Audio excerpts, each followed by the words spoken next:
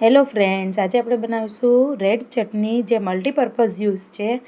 કોઈ બી ચાટ બનાવીએ કે ત્યાર પછી આપણે રગડા પેટીસ છે કે મસાલા પૂરી છે, કોઈ બી એમાં આ ચટણી રેડનો યુઝ થાય છે. તો તેના માટે મેં અહીંયા ઇન્ગ્રીડિયન્ટ્સ લીધેલા છે. એમાં 12 કળી લસણની છે, 2 સૂકા કાશ્મીરી લાલ મરચાં છે, તેના મેં બી કાઢી લીધા છે અંદરથી.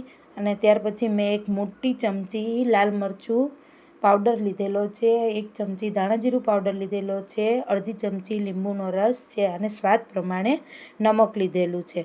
હવે આ બધા ઇન્ગ્રીડિયન્ટ્સને આપણે એક મિક્સર જારમાં એડ કરી દેવાના છે. લસણ, સૂકા લાલ મરચું પાવડર, ધાણા જીરું, સ્વાદ પ્રમાણે નમક અને લીંબુનો રસ, આ બધા ઇન્ગ્રીડિયન્ટ્સ એડ કરીને જોતા પ્રમાણમાં પાણી એડ કરીને આપણે મિક્સર જારમાં આની સ્મૂથ પેસ્ટ રેડી કરી દેવાની છે. અને આ આપણી રેડ ચટણી બનીને અહીંયા રેડી થઈ ગઈ છે, તમે જોઈ શકો છો. ફ્રેન્ડ્સ, આ મારી રેસીપી રેડ ચટણીની સારી લાગે તો મારી ચેનલને જરૂરથી લાઇક, સબસ્ક્રાઈબ અને શેર કરજો. Thanks for watching my video.